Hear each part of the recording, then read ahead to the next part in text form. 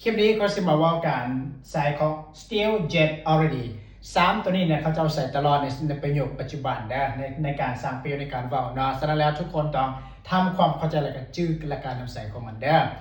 วันนี้เรามาเริ่มต้นคำว่า still ก่อนนะคำว่า still นี่มีความหมายว่าแปลว่ายังหมายความว่าเฮายังเฮ็ดบางสิ่งบางอย่างเฮายังบ่แล้วยังดำเนินการอยู่ปัจจุบันในขณะนี้เฮายังเฮ็ดอยู่ยังสืบต่อเฮ็ดต่อเนื่องไปเรื่อยๆเนาะจะแปลว่ายัง still โอเคตำแหน่งมันจะอยู่ก่อนmain verb ก็คือกริยาหลักเด้อคือจุดนี้เนาะนี่จะเป็นกริยาหลักนะและก็อันนี้คือกันนะโอเควันนี้คำว่าตัวอย่างประโยคเนาะ I still love her a lot I still love her a lot หมายความว่าคอยยังหักหลาวหลายอยู่นะและประโยคที่2 It's time to go but my friend is still putting on makeup It's time to go but my friend is still putting on makeup นะแปลนี้หมายความว่ามันฮอดเวลาแล้วมันฮอดเวลาไปแล้วแต่หมู่ของคอยนี่นะยังกำลังแต่งหน้าอยู่นะ is still put on makeup ยังกำลังแต่งหน้าอยู่สิไปแล้วแต่ว่ายังแต่งอยู่เนาะยังบ่แล้วเทื่อจะเทื่อหมู่ก็ได้เนาะโอเคประโยคที่3 I still want you to come back I still want you to come back ประโยคนี้หมายความว่าคอยยังอยากให้เจ้ากลับคืนดีเนาะกลับมาคือเก่าปกติประมาณนั้นและเป็นประโยคคำถามเนาะถามว่า Do you still live in วังเวียง Do you still live in วังเวียงนะหมายความว่าเจ้านี่ยังอยู่วังเวียงบ่ยังอาศัยอยู่วังเวียงบ่นะก็คือเรื่อง jet นะ jet ตัวนี้มีความหมายว่ายังเถื่อเนาะยังเถื่อโอเคเฮาเฮ็ดยังบ่แล้วเถื่อนะยังเถื่อมีความหมายว่ายังเถื่อการใส่ของ jet นี้ก็คือจะเป็นการใช้แบบประโยคปฏิเสธกับประโยคคำถามเนาะและวันนี้จะมีความหมายว่า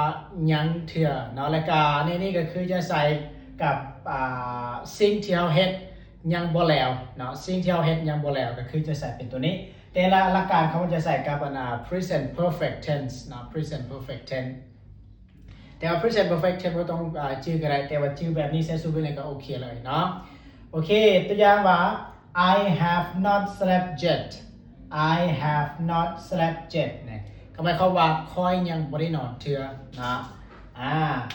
ยังเทื่อยังบ่ได้นอนเทื่อจะอยู่กับ verb 2อาจจะอยู่กับ have นะและกับ verb 2ที่3นะอันนี้เป็นการใส่ของมันและวันนี้ตัวต่อไป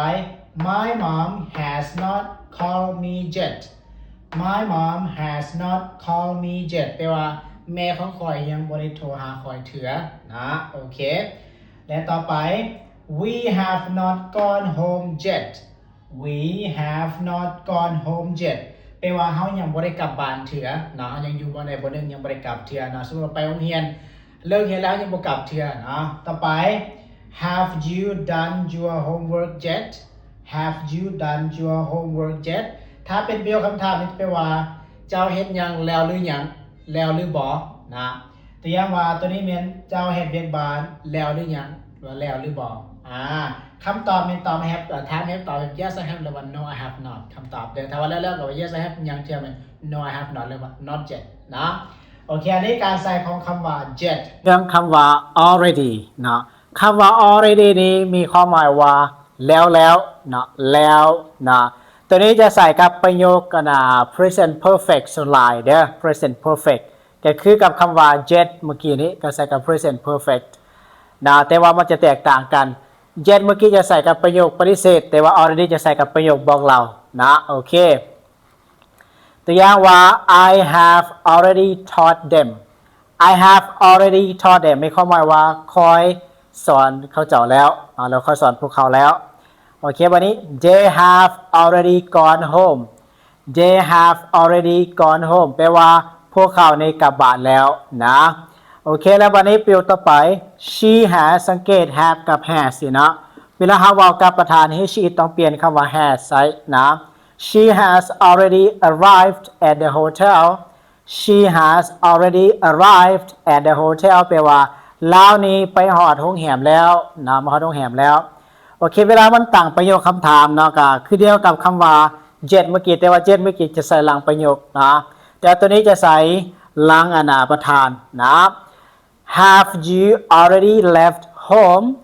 have you already left home แปลว่าเจ้าหันออกจากเฮือนแล้วบ่นะจะออกจากเฮือนแล้วบ่นะผู้ใดที่ว่าอยากเรียนภาษาอังกฤษอยากเรียนคำศัพท์ภาษาอังกฤษเอาปึ้มตัวนี้ไปเห็นเลยนะราคา 179,000 กีบเป็นปึ้มเริ่มต้นในภาษาอังกฤษนำเด้อจากเริ่มต้นในภาษาอังกฤษแล้วแม่นเริ่มจากปึ้มตัวนี้ 179,000 กีบและบ่ได้อยากฝึกเว้าภาษาอังกฤษแบบตัวเองโดยตัวเองอยู่เฮือนอยู่บ้านนะแม่นคิดเอาปึ้มตัวนี้ไปเลย 199,000 กีบปึ้มนี้เป็นปึ้มฝึกเว้าฝึกสื่อสารในชีวิตประจำวันเลยนะราคา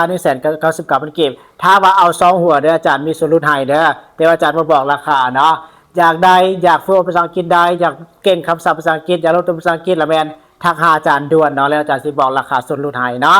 และตอนนี้เหลือเพียงจำนวนจำกัดนะอยากได้ให้มาสั่งซื้อเด้อโอเคเอาเจอกันขอบใจบ๊ายบาย